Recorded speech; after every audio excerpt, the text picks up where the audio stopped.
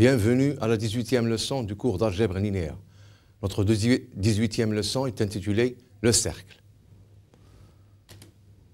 Tout d'abord, le sommaire. Sommaire, distance de 2 points, équation d'un cercle, tangente à un cercle, intersection d'une droite et d'un cercle, intersection de deux cercles. Distance de 2 points. Dans ce paragraphe, on va rappeler la définition de la distance entre 2 points dans un plan euclidien. Je vous fais remarquer tout de suite que l'étude du cercle se fait dans un plan de dimension 2. Le cercle est une courbe plane. C'est une courbe qui est située dans un plan de dimension 2. Alors, notre plan réel E indice 2 étant rapporté à un repère orthonormé R, O et J, la distance entre les points A et B de E2 est le réel positif ou nul, noté dA, B, qui est égal à la norme du vecteur AB. Vous savez, on a déjà défini cette distance dans une leçon précédente. Là, on n'a fait que la rappeler. Alors, la distance, bien sûr, elle est déduite de la norme qui est déduite du produit scalaire usuel dans E2. Alors, dans la définition d'un cercle, on utilise bien sûr la notion de distance. Alors, soit A de coordonnées A1, A2 et B de coordonnées B1, B2 dans un certain repère O et J. Alors, on a AB égale à OB moins OA, c'est-à-dire B1 moins A1 fois I plus B2 moins A2 J. Et donc, la distance entre les points A et B, dA, B est égale à la norme du vecteur AB, c'est-à-dire B1 moins A1 au carré plus B2 moins A2 au carré. Donc, là, on fait rappeler la distance entre 2 points dans un plan E2 euclidien. Un plan c'est le plan R2 muni de la structure d'espace affine euclidien. Alors, dans ce paragraphe, on va donner qu'est-ce que c'est l'équation d'un cercle. Équation d'un cercle.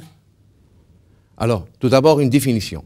Dans le plan E2 rapporté au repère R, O et J, si K est un point de coordonnées x0, y0 dans le plan E2 et R un réel strictement positif, je précise bien strictement positif, le cercle de centre K, coordonnées x0, y0 et de rayon R est par définition l'ensemble qui est noté CKR pour dire que c'est le cercle de centre K et de rayon R, c'est l'ensemble des points M du plan tel que la distance de K à M est égale à R.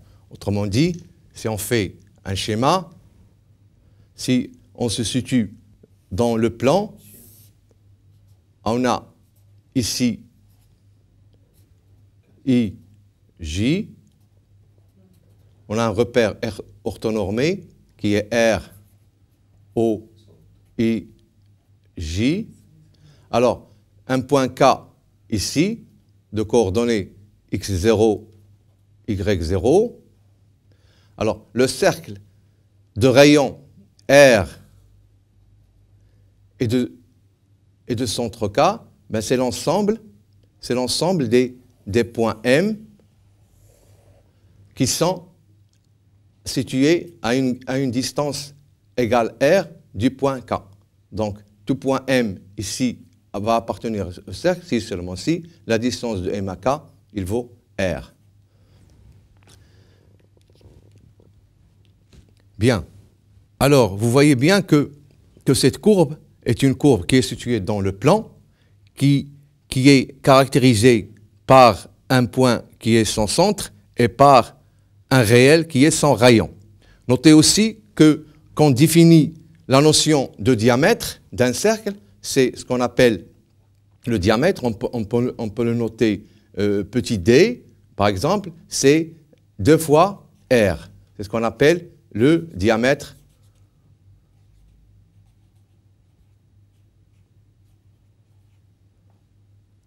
on l'appelle le diamètre.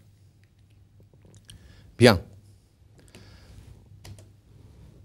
Alors, pour définir l'équation cartésienne d'un cercle, alors on se situe bien sûr sous-entendu dans un plan E2 et on le rapporte à un certain repère orthonormé O et J. Alors, M, un point de coordonnées x, y par rapport au repère orthonormé O et J, sera un élément du cercle de centre K et de rayon R, si seulement si, par définition, la distance de KM, elle vaut R. Remarquez ici que la distance que j'utilise, c'est la distance issue du produit scalaire usuel, c'est-à-dire issue de la norme qui est elle-même issue du produit scalaire usuel. Je n'utilise que le produit scalaire usuel dans R2. C'est le produit scalaire qui est réel et c'est le seul produit scalaire qu'on utilise dans cette leçon. Donc, la distance de Km, sous-entendu, par rapport au produit scalaire usuel de R2, cette distance doit être égale à R. Alors, en exprimant la distance de Km et en l'élevant au carré, c'est x moins x0 au carré plus y moins y0 au carré égale à R au carré. Bien sûr, c'est déjà pris comme ça. Le point K, il admet pour coordonnées les points x0 et y0. Donc, vous avez ici l'équation cartésienne d'un cercle dans un repère orthonormé. Je dis bien dans un repère orthonormé. Alors, un exemple de cercle, c'est le cercle d'équation x carré plus y carré égale à 1. Ben, comme vous le voyez facilement, c'est le cercle de centre O et de rayon 1. O, c'est l'origine de notre repère par rapport à laquelle on travaille, et le rayon, bien sûr, c'est 1. Si vous voulez, si j'ai le repère O, et puis là, I, J, ben, le cercle de centre O et de rayon 1, ben, c'est le cercle qui est comme ça. C'est ce qu'on appelle aussi le cercle unité. Hein? Le cercle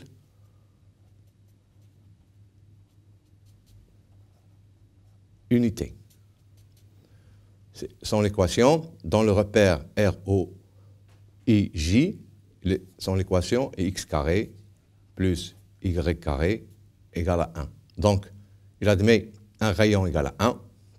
C'est ça, c'est d'ailleurs la norme du vecteur i, qui est aussi égale à la norme du vecteur j, qui est égale à 1.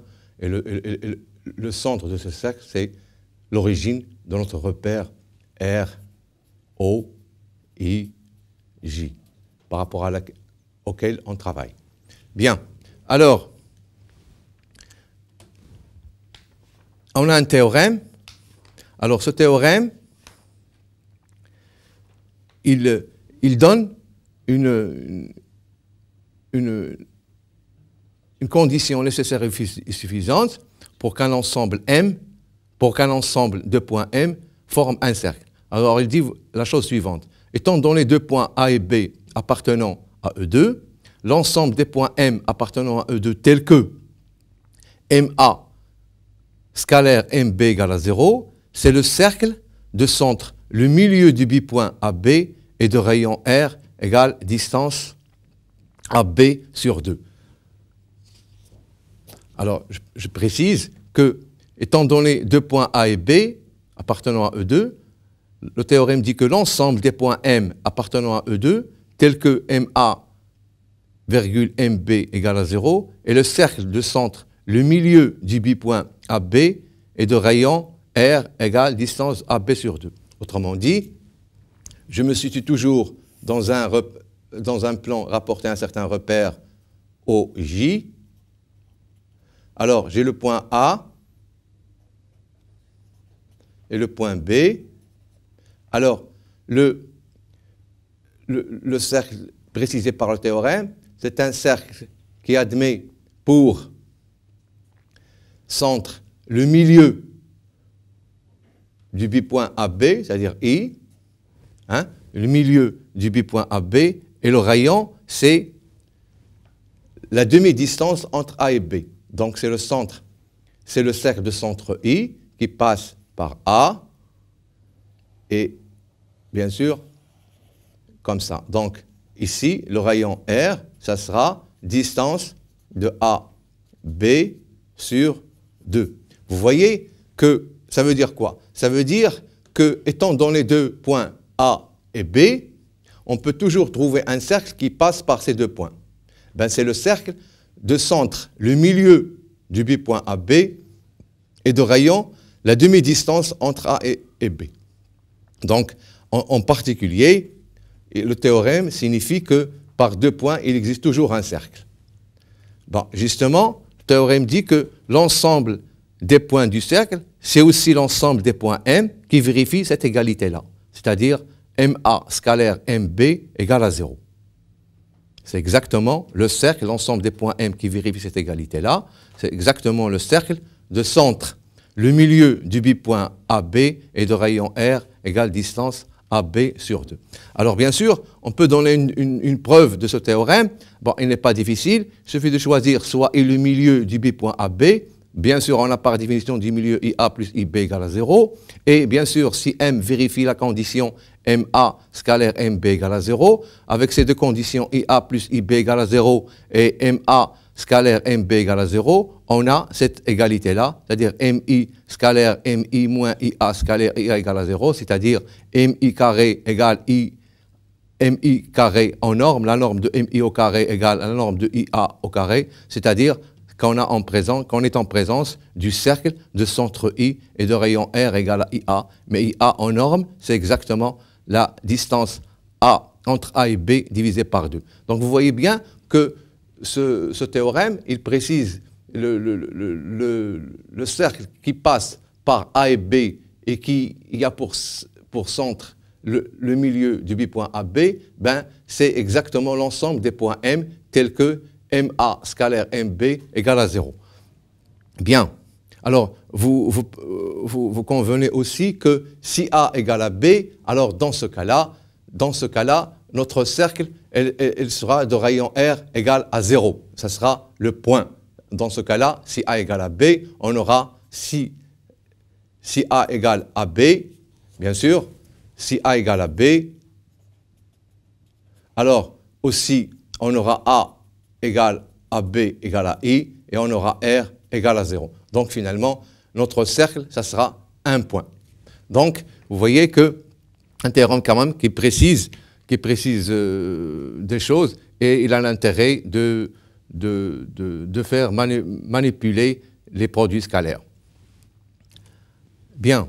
Alors, l'équation paramétrique d'un cercle. Bien sûr, je considère l'équation cartésienne dans un repère R, O et J, l'équation cartésienne d'un cercle de centre K de coordonnées x0, y0 et de rayon R, il va s'écrire comme ça. Alors, pour écrire l'équation paramétrique, qu'est-ce qu'on fait? On pose x moins x0 égale à R cosinus θ et y moins y0 égale à R sinus θ. Alors, pourquoi on peut faire comme ça? Parce que on a x moins x0 au carré plus y moins y0 au carré égale à R au carré. Donc, je peux mettre x moins x0 sur R, le tout au carré, plus y moins y0 sur R, le tout au carré, égale à 1.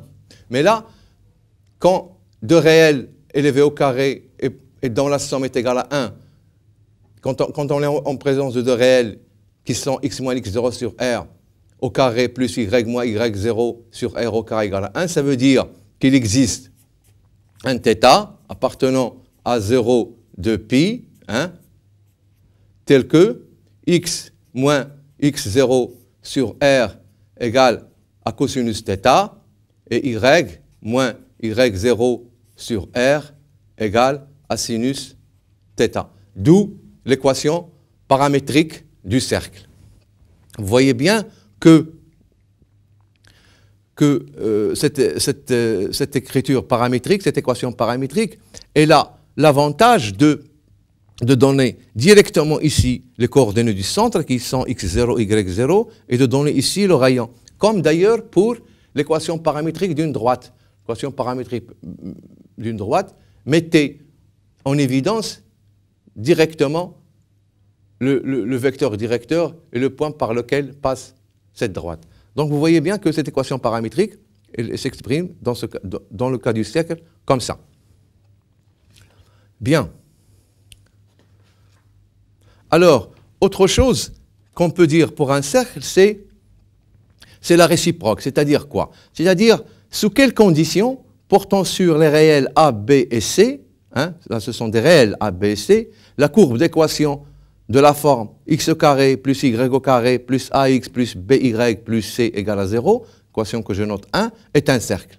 Alors, est-ce que, bon, une équation d'un cercle, bien sûr, quand vous l'écrivez, quand vous écrivez l'équation d'un cercle qui est de l'équation cartésienne, hein, x moins x 0 au carré plus y moins y0 au carré égale à R2, ben vous avez quelque chose de la forme, quand vous développez ce carré-là et vous lui ajoutez l'autre carré développé, vous trouvez quelque chose de la forme x carré plus y carré plus quelque chose fois x plus quelque chose fois y plus une constante égale 0, comme ici.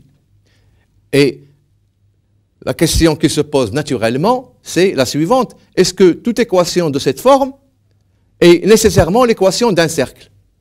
C'est ça l'étude de la réciproque. Ben, on va voir qu'est-ce que ça va donner. Tout d'abord, on prend notre équation et on l'écrit sous cette forme.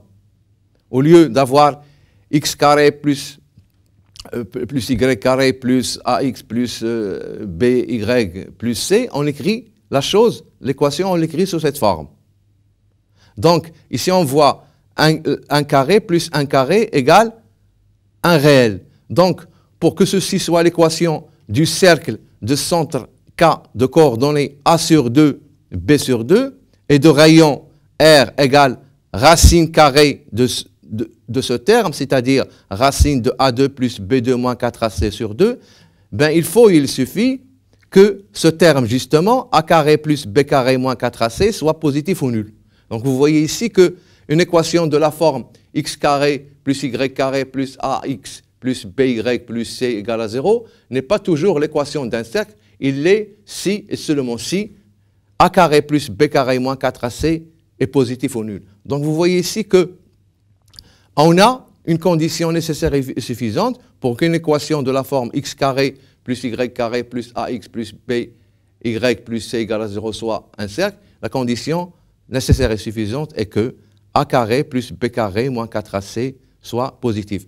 Donnons-nous un exemple. Par exemple, x carré plus y carré plus x moins y plus 1 égale 0. Hein? Alors, à quoi égale a ici? A, c'est 1, b, c'est moins 1, et c, c'est 1. Donc, on a notre condition, c'est a carré plus b carré moins 4ac supérieur ou égal à 0. Donc, a carré plus b carré moins 4ac sera égal à 1 plus 1 moins 4, c'est-à-dire moins 2, c'est strictement négatif. Donc, cette équation-là n'est pas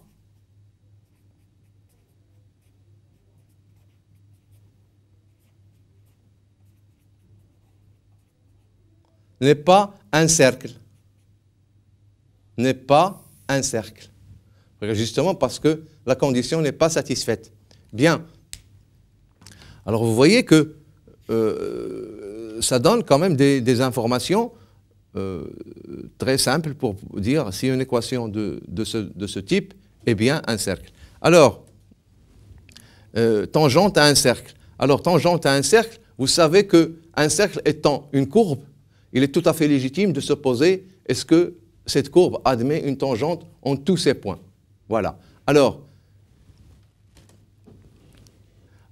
tout d'abord, je me situe dans le plan E2 rapporté au repère R, O et J. Je considère C le cercle de centre O et passant par le point A. Alors ici, je prends le centre du cercle comme étant le centre de notre repère. Ce n'est pas un problème parce que je peux toujours rapporter mon plan à un repère dont l'origine est exactement le centre du cercle pour lequel je veux faire l'étude. Donc, c'est une supposition qui est tout à fait concevable que de prendre le repère, l'origine du repère comme étant le centre du cercle. Alors, je considère le centre, le cercle de centre O et passons par un certain point A de coordonnées AB.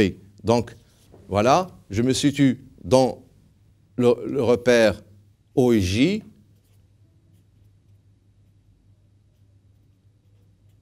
Et je considère, par exemple, un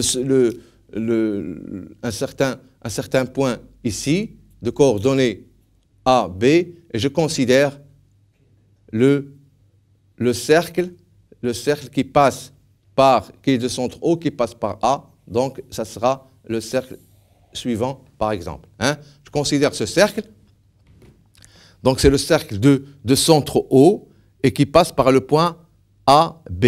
Donc finalement, son rayon, ça sera la distance entre O et A. Alors, équation de la tangente T au point A au cercle C. Alors, tout d'abord, sur le schéma, la tangente, c'est une droite. C'est une droite comme ça. Donc, c'est une droite qui est perpendiculaire à la droite OA, qui passe par O et deux vecteurs directeurs OA. Donc, il faut écrire l'équation de cette droite-là. C'est la droite T. T, comme ça. Alors on dira que l'équation de la tangente T au point A au cercle C, alors un point M, X, Y appartient à T si seulement si AM est orthogonal à OA. C'est-à-dire, sur le schéma, si je mets ici le point M, c'est-à-dire AM orthogonal à OA.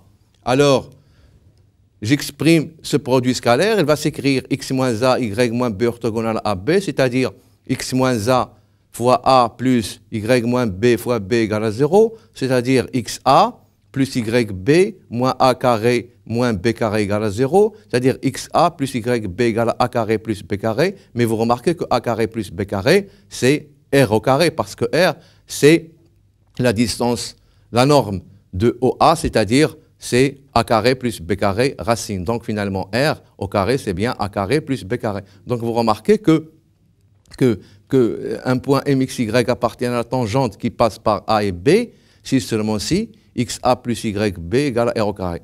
Et là, ça sera l'équation cartésienne, de la tangente au cercle qui passe par le point A de coordonnées A et B. Alors, autre chose qu'on peut voir pour le cercle, c'est l'intersection d'une droite et d'un cercle. Alors, l'intersection d'une droite et d'un cercle, on est en position, on est dans la position suivante, c'est-à-dire on considère E2 rapporté au repère R, O et J, et soit un cercle de centre O et de rayon R, on peut toujours considérer que le centre du cercle, c'est l'origine du repère, et une droite D. Hein? Alors, je considère, je suis là dans un repère O et J, toujours, et je considère un cercle comme ça, de centre O et de rayon un certain R. Bon, je considère une droite D, par exemple ici, une droite D. Alors la perpendiculaire à D passant par O rencontre D au point H. La perpendiculaire à D passant par O, c'est ça O, c'est ça la perpendiculaire. La perpendiculaire à D passant par O, c'est cette droite-là, il rencontre D au point H. Donc, c'est un certain point H ici. Hein? Bien, alors, c'est suivant la position du point H qu'on va discuter de l'intersection de la droite D et du cercle C. Alors, pour tout M appartenant à D, si vous avez M, un point de D ici, on a OM au carré égale à OH au carré plus HM au carré. Ça vient du fait que le triangle OMH est un triangle rectangle. Donc on a la célèbre formule de Pythagore qui dit que OM au carré égale à OH au carré plus HM au carré. Donc finalement, M sera un élément de C, c'est-à-dire un élément M de D sera un élément de C, si seulement si, autrement dit, M sera dans l'intersection de D avec C, si seulement si. OM en norme au carré égale à R au carré, c'est-à-dire si seulement si, HM au carré égale à R carré moins OH en norme au carré. Donc, si cette condition-là est satisfaite, ça veut dire que le point M, qui appartient à D, sera aussi un point de C. Donc, il sera dans l'intersection de D avec C. Alors, si OH en norme est supérieur strictement à R, la droite D ne rencontre pas le cercle C de centre O et de rayon R. C'est-à-dire, par exemple, ici, si la distance OH est supérieure au rayon R, comme ce cas-là, ben, vous voyez bien qu'il n'y a pas d'intersection de la droite avec le cercle C. Hein, parce que justement, la distance OH est strictement supérieure au rayon R qui est là. Aussi, si OH est strictement inférieur à R, la droite D rencontre le cercle C au R en deux points qui sont M' et M seconde, tels que HM' égale HM seconde égale racine carrée de R carré moins OH au carré. C'est-à-dire quoi? Ça veut dire que ma droite, elle sera située ici. Par exemple, la droite D sera située ici. Donc, on aura deux points de rencontre. On a ce point-là, M' et ce point-là, M seconde. Donc, vous voyez que dans ce cas-là, la distance OH, parce que H sera là, hein, la distance OH sera strictement inférieure à R. Donc, vous voyez que dans ce cas-là, le cercle C rencontre à deux points d'intersection avec la droite qui sont les points M' et M seconde. Et troisième cas, c'est que quand OM égale à R. Alors, quand OM égale à R, ça veut dire que la droite, elle est comme ça. OM égale à R. Donc, OH égale à R. Ça veut dire que la droite D, elle est tangente au point cercle. Donc, il a un seul point d'intersection, ou encore, il a deux points confondus qui sont points d'intersection. Donc là, deux points d'intersection distincts, là, deux points confondus, en fait, un seul, et là, pas de point d'intersection. Donc, vous voyez que le concept, le problème de l'intersection d'une droite et d'un cercle se fait facilement. Il suffit de discuter suivant la norme de OH, où H, justement, est l'intersection de la perpendiculaire qui passe par O à la droite D. Bien.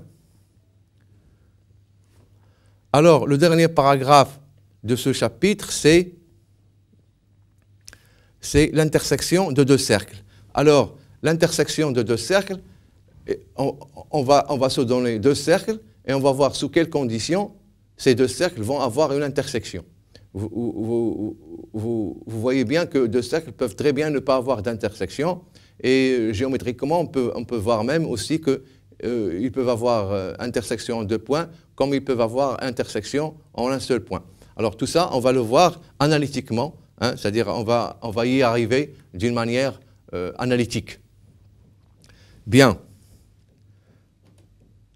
Alors, proposition, soit K et K', deux points distincts de E2, les cercles de centre KR et le cercle de centre K'R' ont des points communs, si seulement si, on a la condition suivante, c'est que D est compris entre R moins R' en valeur absolue et R plus R'. Et D, justement, c'est la distance entre K et K'. Donc, qu'est-ce qu'elle dit, cette proposition? Elle donne une condition nécessaire et suffisante pour que deux cercles aient au moins un point d'intersection. Autrement dit, une condition nécessaire et suffisante pour que l'intersection de deux cercles ne soit pas vide.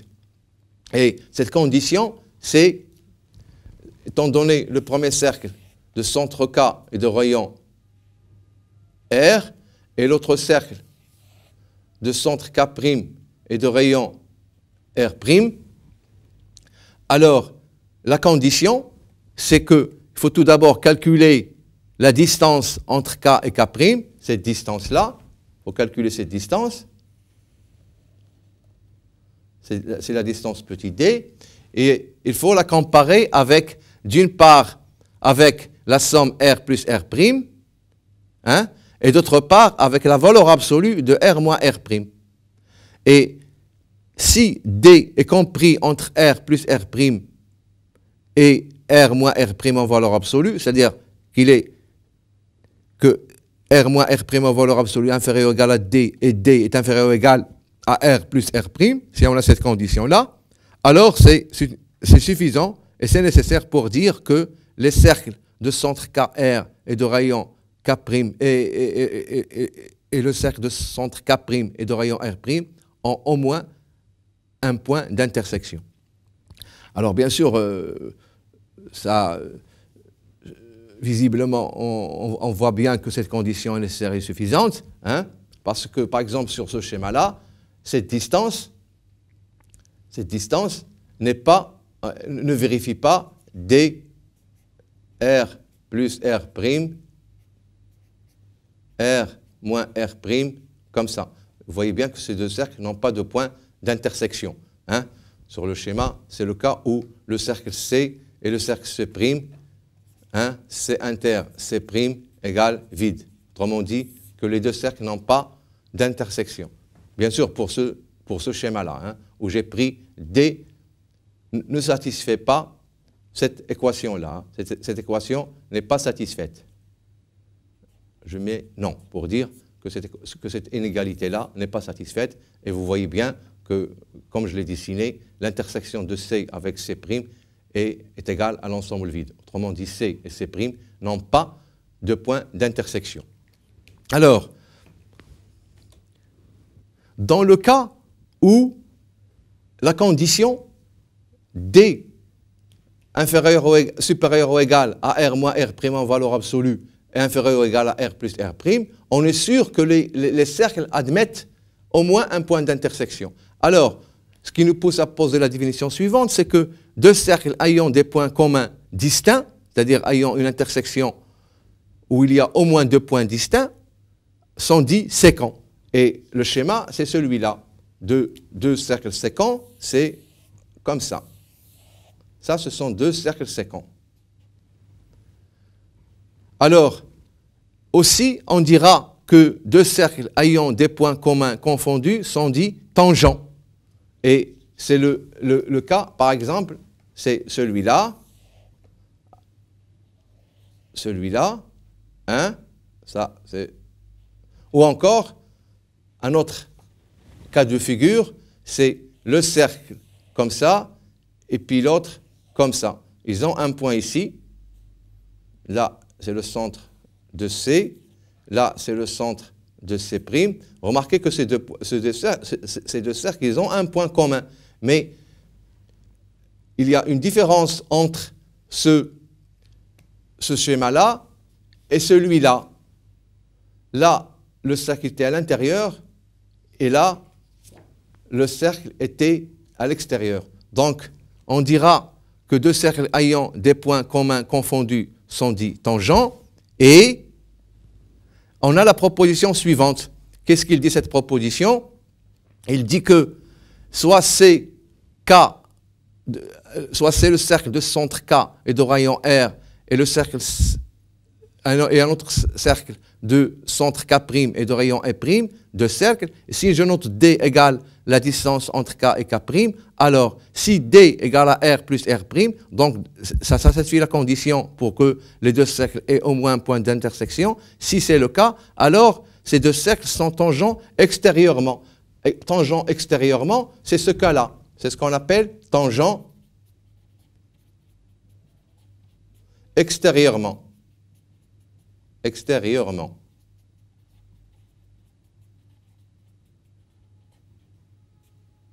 Ça veut dire que chacun des deux cercles, l'un est à l'extérieur de l'autre, mais quand même qu'ils ont un point d'intersection qui est sur la tangente de chacun. Donc, vous voyez que c'est la condition quand D égale R plus R'.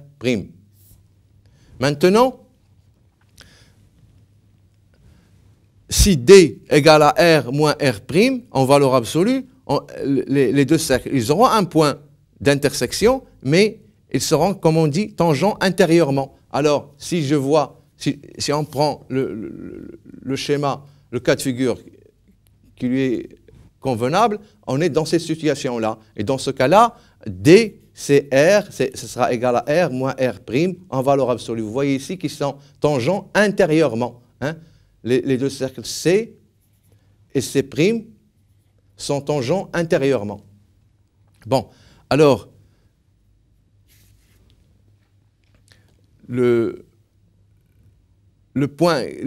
dernier cas de figure qui reste, le troisième point, c'est que quand D est compris entre R moins R' en valeur absolue et R plus R. Dans ce cas-là, les deux cercles sont séquents. Et on est en présence, si D est inférieur à R plus R' et inférieur strictement à valeur absolue de R moins R', dans ce cas-là, ben, le cercle C, il est comme ça, et l'autre, il sera comme ça. Donc, les deux cercles seront séquents. Ils ne seront pas tangents, ils seront séquents. C'est-à-dire, ils auront deux points d'intersection distincts, que je note ici, A et A'. Donc, vous voyez ici que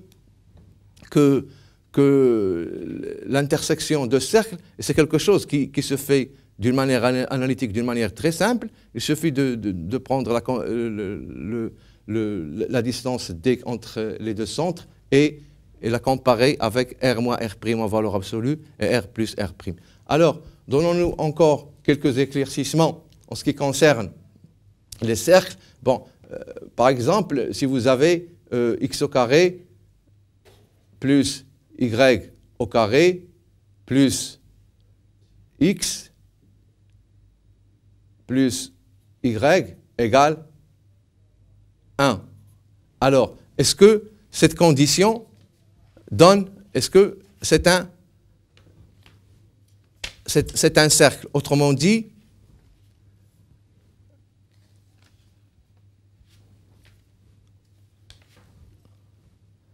est-ce que, alors A, dans ce cas-là, c'est 1, B, c'est 1, et puis C, c'est moins 1. À quoi égale notre équation?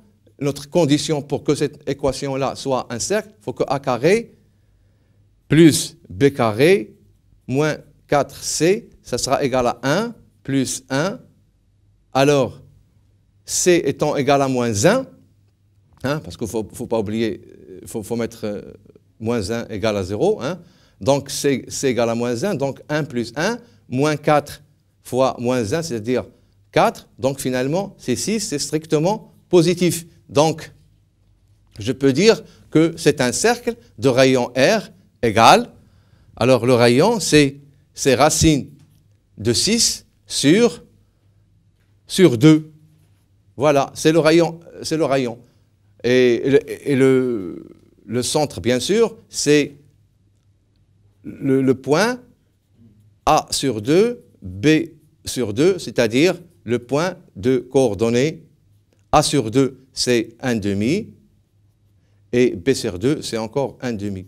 Donc, vous voyez bien que pour manipuler les cercles, c'est vraiment quelque chose de très simple. On n'a que deux variables, et donc, les choses se passent très, très, très facilement.